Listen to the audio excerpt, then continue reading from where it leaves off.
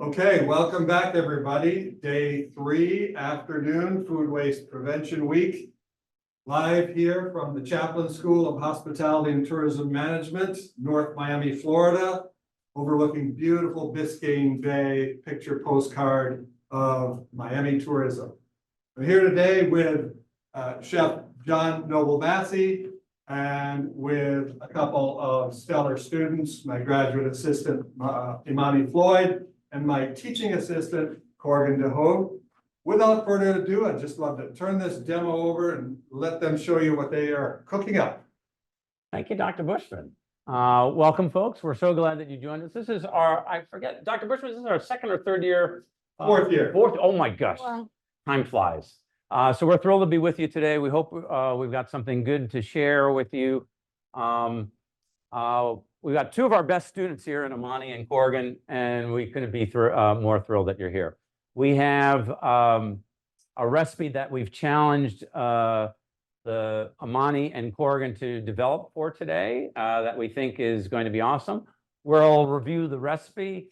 We'll do a little bit of our culinary demonstration here to show you how that recipe comes together. And then we'll share with you some of our awesome tips that we think will be helpful, particularly in the events world on buffets. So I'll turn it over to Corrigan to talk a little bit about the recipe. One of the things that we love to do here, not only challenge the students, but also do side-by-side taste testings. And so Corrigan, if you can share a little bit about our process and what we did to build our menu today. Absolutely. So when I was presented with the idea of doing a food waste recipe, I automatically thought of this casserole that I make. I do it all the time at home with just random vegetables that I have left over. You just kind of saute them up, roast them, whatever you want to do, throw them in there, layer it up, and it's all good. I use stale bread to make the breadcrumbs on top so that it's more sustainable. And I use the vegetable scraps from the tops of the zucchini or the squash or the tomato to make the vegetable stock so that it is as sustainable as possible. So then when we did the comparison. Which was the important part, right? Yeah. So you think about what's going to be vegan, right? We've got a non-dairy milk, and then most folks, classical French chefs like I'm not French, but I was classically trained, and they're big on butter and cream, right? And so what did we use instead for our recipe here, Corrigan? We used a margarine substitute, and we used oat milk, a little oat milk, to replace it. And then we tried to do olive oil, but it wasn't as good. Wasn't as tasty. Wasn't as tasty. You'd think, and for me, I'm not French, but I am Italian, and I love using olive oil. But we taste them side by side, and the vegan butter was delish. Yep. And Imani tried that as well, right? Yes, yes, I'm vegan as well. And Okay. the vegan butter quality has improved so much over the years. There's so much, it's so readily available out there. So Awesome. really easy. We've got I'm going to have Corrigan walk through the assembly, right? So we've already got the here, as Corrigan shared, we've got some sliced yellow squash, we've got some sliced tomato and sliced zucchini. What else might be good in there if we were making? Sometimes I do carrot, sometimes I do celery, just like any vegetables you have, kind of throw them in there. I don't think anything I've had has gone bad in it, so I just kind of throw whatever. Let's then go ahead and assemble. Have you assemble those? Right. And we've got a little, what goes in first? Typically, you would do the zucchini first, and then you usually toss these in oregano, garlic powder, and onion powder to give them a little flavor. Right. Very good. And then we tried them raw, but it wasn't as good, so we did them cooked instead. So, so we've got some cooked ones here. We roasted some in a pan with all the seasonings on them. And then we start layering. You're going to start with the zucchini. Usually just start with your discs first because it's easier to start building. Then you start the squash. And one of the things, folks, that we're going to talk about in our recommendations is the shift from big buffet platters and chafing dishes like this to individual servings, right? So these are 4-ounce ceramic crocks, relatively inexpensive compared to any rather finer china. They stand up really well. And we're going to serve these individually. You know, if you're going to do them in a pan like this, you know, after the first 2 or 3 people go through that pan, it's not going to look nearly as nice. And so we really love doing individual, whether it's casseroles, individual desserts, those things we like a lot. And when Corrigan shared, we did try them raw versus putting a little love and seasoning into our cooking. We always talk about smiling when we're cooking too, right? And so treating each ingredient with a little bit of love. So seasoning, you know, Monty, we talk about the difference today between, 10 years ago, people, thought steamed broccoli was healthy or steamed cauliflower. Right. What things do you do to make vegetables more interesting for you? So for me, vegetables are kind of the basis of a lot of foods I eat, whether it be vegetable oils or extracts. That's kind of foundation of everything from the cream cheese that I consume to, the butter and the ranch. It's all plant-based, so it's all derived from that. And when it comes to preparing vegetables myself, I love adding, a nice marinade, a nice That's the thing, yeah, right? yeah, loads of seasonings. I'm from the South, so we do it big on seasonings. And we definitely also, butter and oil and all those things can definitely add interest. I'll do like at Thanksgiving, instead of roasting a turkey, I'll do like a cauliflower roast actually. Oh, And fabulous. yeah, I'll use like, the basin and everything and marinate it, treat it just like I would in the oven, obviously not for as long. Mhm. But it actually comes out super tender and delicious. And my family always asks for more. It's great. And so we really believe that if you do the things that Amani suggested, I mean, with marinades, don't just steam your vegetables, right? Roast them, grill them. When you do those kind of things, I think like when we roasted these vegetables, and I see Corin's got them nicely assembled. We're going to put a little bit of the vegetable stock in there. We're going to see if we can't just, normally we'd strain this, just a little bit of the stock. And then we've got a little bit of the oat milk. If you wanted to use vegan cheese, that would add a nice layering component to this. These are without. And so our vegetable stock has the vegetable scraps. And then the traditional stock seasonings, bay leaf, thyme, a little bit of black pepper, garlic optional. Corrigan's putting the oat milk in those. And then some of the breadcrumb on top, a little bit of contrast in textures and flavors. And so those are going to be really delicious. And we'll put this back here. Let's see. So the other things that I like too are we've done a lot of really interesting things with vegan sauces. Here at the Chaplain School, we challenge all of our students to come up with a sauce recipe for Frito-Lay's nacho chips.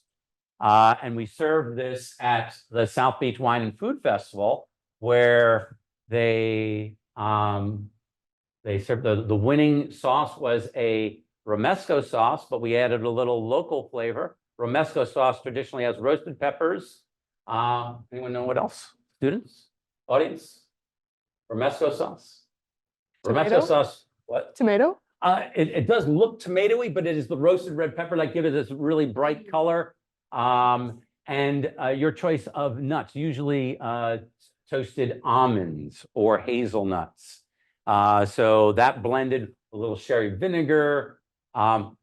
Sun-dried tomatoes is an ingredient in there. And we additionally added mango and a little chili lime. Yeah, it's really tangy and like. Right, you had that, yeah, right? Yeah, Wasn't I that did. fabulous? Right, so you make an interesting sauce, then you have something to dip your chips.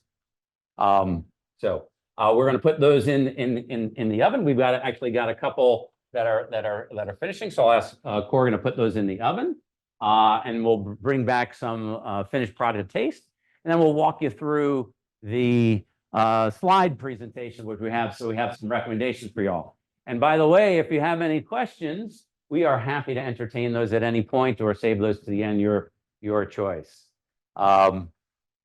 So, what else? Amani, you were talking about the cauliflower. One of the things that I love to do, and we'll talk about this when we talk about our recommendations, is do platters like this. Traditionally, when you go to buffets, you're seeing lots of crudité platters and dip, raw vegetables. I will suggest to you that a roasted cauliflower, these vegetables grilled with some balsamic vinegar or really nice olive oil is an excellent way to put on your presentation for any buffet. And then if you have any leftovers, then you don't need to take the step that we just did of roasting these specifically for this event. You can use your leftovers in this dish equally as well as what we did with them fresh. So I'll turn it over to Amani to walk through, some of our recommendations, or at least start our recommendations. Yes, most certainly. Yeah, we're gonna go through a couple things that can be utilized just for your personal use. Restaurants, events, catering businesses, this all would apply, just ways that we can help to prevent food waste from occurring and how we can make sure that we're doing things with intentionality and executing it well from start to finish. So one thing that we're going to talk about initially is plating and presentation. So when you have things on a larger plate, that plate size can cause people to get more food than they might actually want, and that will lead to inevitably waste that food, right? So if you decrease the plate size, then individuals tend to believe that they have more food in front of them than they actually do. They get quicker, they get full a little bit quicker, and consume less food when it's presented to them on a smaller plate. Even when it's the same exact portion, Chef Massey was explaining to us, like, no matter what the portion size, that you're serving, if it's on a larger plate, then people tend to perceive it as being less food. It's kind of like an optical illusion. Yeah, and we were talking too in college and university food service, not necessarily on buffets, but they've been going trayless, right? Yes. And so they take less food in college and university food service. Like our food service here, they'll do less stuff. So they eat less and they feel just as full when they use smaller plates. Yeah. Cool. What else? So another important piece to go along with that would be cuts and portions. One way that you can reduce food waste is by actually serving smaller portions or more individually sized options when you are having a buffet or some kind of food layout like that, a grazing board, whatever it may be. If you were to, let's say, serve sandwiches, you want to make sure you're serving them in halves. As Chef Matthew said, there's really no reason to serve like a whole sandwich at, a buffet setting, because people are going to want to be inclined to try things that are outside of that, a little bit of everything. So having those sandwiches, having those bagels, if it's a brunch board, are going to ensure that people are going to get to be able to try those things without wasting them as much. If you also have, meat carving stations, a good alternative to that could be to serve that protein into a stir fry with vegetables or over rice, so that people are getting a more well-rounded meal and not getting too full just off of the protein and wasting those things. You also could use miniature size, muffins and pastries at your dessert, breakfast, lunch bar, whatever it may be, or at your events. So you can grab those. They're bite-sized, easily digestible, and people won't load up with, these full-size desserts that they might not be able to complete all of. Awesome. Well, I think those are all great suggestions, Amani. I love the idea of, focusing on multiple day parts, right? Because you're doing just as many breakfast buffets as lunch or dinner buffets or larger events. And for me, I think it goes a lot into your planning. You put a ton of planning into each event. So the planning that goes into your menus, and while here at the school, we aren't, students like Amani and Corrigan will learn how to cook in our classes, but we're really focused on having them manage other chefs and be able to talk with chefs like myself that are professionally trained and inspire them or challenge them to do things differently, better, stronger, faster, and less waste. So having a significant plan for your event itself, but having a plan for the menu to reduce waste. And that involves, if you're doing that grilled vegetable platter, then are you also doing grilled vegetable sandwiches? Are you turning those grilled vegetable leftovers into the vegetable, bakes that we have here? Are you taking leftover fruit and making smoothies with them from your yogurt parfaits that you make in the morning? We love using stir fries here with rice or potatoes as as more of your filler, and then just a little bit of meat. Right, there's impact on your bottom line. The better job you do with putting more vegetables out there, there's less cost in addition to less waste on those. We love making bread here at Chaplin. We use the spent grains from our beer lab in making those, and then we'll bake fresh bread, and then we use the breadcrumbs, croutons, for croutons or bread pudding, and all that really creates a really nice circularity in our program. And then if there happens to have any waste, then it goes into a vegetable waste, and it goes into a compost bin. And then Amani and Corrigan, what are we doing with that? Yeah, so in one of the previous food waste prevention webinars, we were talking about the launch of that program. So the food waste prevention that we do at Chaplin takes a lot of different forms. One of those is that the compost that we have, we take it to the food garden at the main campus of FIU, Modesto A&D campus, and they have a nice, beautiful garden there where they use the compost that we collect along with compost that they collect from other places on campus, like the cafeteria and whatnot. And that allows them to be able to grow really nutritious, like high nutrition yield foods with compost that we make right here. And some of that food, can come back here and be used in the cooking classes and demonstrations, so that it's just a full circular process. And we're maximizing the use of food that we have. Awesome. And so we're going to close out with two more sets of tips. Seasonality is super important, right? So when we're buying fruits, vegetables in season, we're coming out of the winter months and coming into spring. We're going to be huge into mango season in the summer. Serving mangoes in Florida in January or February, you're getting them from South America, which has a more significant carbon footprint. If we're serving mangoes on our menus and in your events in June or July, you're getting them fresh. They're going to be much more delicious, sweeter. They'll also be less expensive. And we love the idea of supporting local economy and supporting your local farms. Those are great things. Thanks for mentioning the mangoes. In the earlier webinar, the example was avocados. Why import them if we can produce them here? Right, and we've got tremendous varieties of avocados. Right. We have one more slide that we're going to do, and that's going to be on plant-based substitutions, and it'll kind of tie into the motivation behind why, in addition to making this awesome, sustainable casserole with used ingredients, we decided to substitute for plant-based ingredients.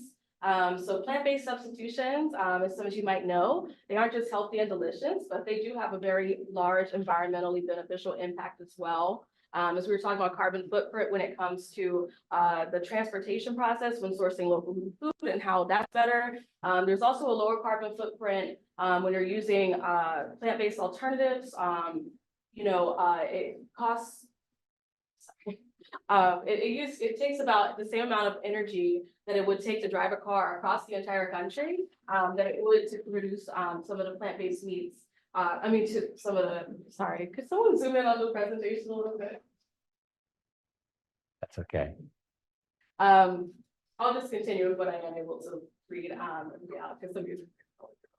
But yeah, so you also use less water to produce one burger patty. It uses the same amount of water as it would take to take 23 showers You can also see when it comes to deforestation and things like that, that, a lot of the usable farmland, about a third of the usable farmland in the world is being used to raise land, or to raise food that can be fed to cattle instead of actually growing, nutritiously high yield foods that can be distributed. There's over 80,000 edible plants in this world, and when 1/3 of the world's usable farmland is going towards raising, grain and stuff like that, just to feed animal agriculture, that's just not as efficient. And so it's one of the causes of world hunger. It's one of the causes of deforestation as well.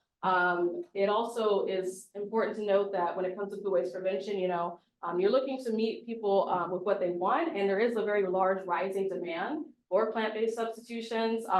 So you'll waste less food by providing those options when people like, Corg and I come to a place and you're counting that in your head count of who's going to be eating, but we don't have any options there. That ultimately produces waste. And there's been a massive increase in 2021. I think the plant-based meat industry, there's about $4 billion, they've gone public with trading, like it's huge, hugely popular right now. And so by meeting, your guests and attendees and all of those, where they are, you'll be sure to waste less food that way too. Awesome. Great. I wonder if we could shift into the Q&A real quickly. First of all, a few really nice comments about loving the smaller plates and appreciating very much that we're focused on vegan options. And a nice comment about a terrific demonstration. Thank you. Emily asks, I have a question. Do you guys have any tips for reducing and preventing food waste when teaching cooking classes? So for me, one of my core values is sharing in the hospitality. We are the School of Hospitality. So if we have any excess production, there are some, I've attended some schools or taught at other schools where they didn't send any leftovers home with students. I suggest the students to bring their Tupperware. I have a family meal in one of my classes, our advanced food production class, and I open that to anybody. So if Dr. Bushman, Amani, or Corrigan not in my class, they're welcome to join that class. So I'll use those leftovers from one class, and I'll use them to feed another or feed hungry students. As Dr. Bushman knows, my impending doctoral dissertation is on student food insecurity. And so that's near and dear to my heart. So I'm trying to walk the walk and talk the talk when it comes to feeding and sharing food with anybody. Great. And of course, the example of the circularity of working all of the table trimmings into our compost process has been mentioned. Of course, that's part of our education as well in both of your classes, right? Correct, Mundo. All of your classes, I should say. Another question from Angelica: how can chefs in hotels and other meeting spaces be aware of these waste reduction techniques? Well, so Dr. Bushman and I, really, I guess it's 5 or 6 years now, we really started to work closer together with the World Wildlife Fund and hotelkitchen.org. We did a training session here at the school where we're talking about doing another. The training went so well. We have a distinguished alumni here, Erica Gonzalez, who's the program director for program manager.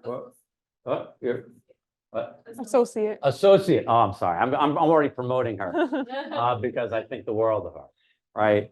With World Wildlife Fund. So training. It all starts with awareness and taking that first step, having a plan. Getting other people involved. Your team can lead that charge, and once you start to set an example as a leader, then they will follow. So start talking about it. Have a meeting. Offer the students or your team the opportunity to add suggestions, and you'll be amazed at what happens. Don't forget, we've also hosted an event here for the James Beard Foundation on their full use kitchen techniques, specifically for chefs and for food and beverage directors. And Chef Massey's been kind enough to invite me also to present to the American Culinary Federation with him That's right. local chapters as well, teaching some of these techniques that we're sharing with our students here. Of course, events like this every year with the Sustainable Events Network of Florida and the Caribbean, working on the food waste reduction week, prevention week, reduction. Yes, it's all good, right? These are all things that we find very, very important, connecting with the community. We'll continue to do this. Please join us. Please call us and ask us to be involved in your events. We love getting out there and mixing it up with the industry. Very soon, next month, we'll be hosting here the Sustainable Hospitality Challenge, where we're going to be hosting 12 teams of students and their faculty supervisors from around the Americas. We'll have teams here from as far away as Canada in one direction and Chile in another direction. Will be one of 3 regional semifinals of this global competition. The others will be in Montreux, Switzerland, and in Bangkok, Thailand. The winners of that challenge will be going on to a final presentation and competition in Dubai in September. So watch for news on that.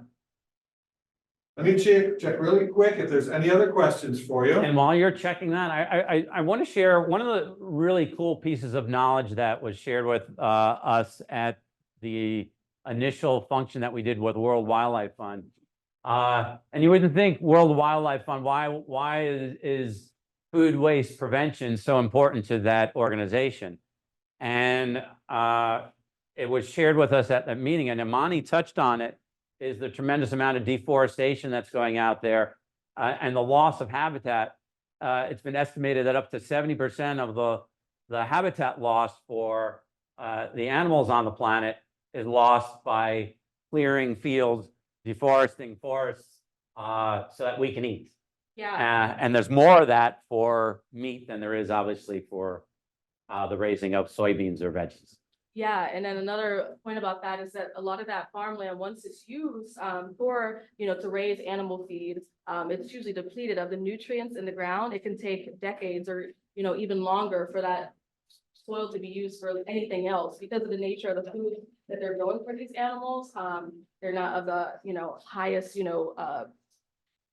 not the best for the soil essentially. So, yeah. All right. Any other questions, Dr. Bushman? No, actually, no other questions, just a few more very, very nice comments. Thank you for making it so easy. That's what we try to do. We make it look easy. It's behind the scenes. And thank you, this has been so wonderful. And we say back to you, our audience, thank you for being such a great audience and being so attentive and doing your part to carry all of this forward back to the industry and to the eventual consumers. Thank you again. See you next time. Have a great day. Thanks, everybody. Woohoo.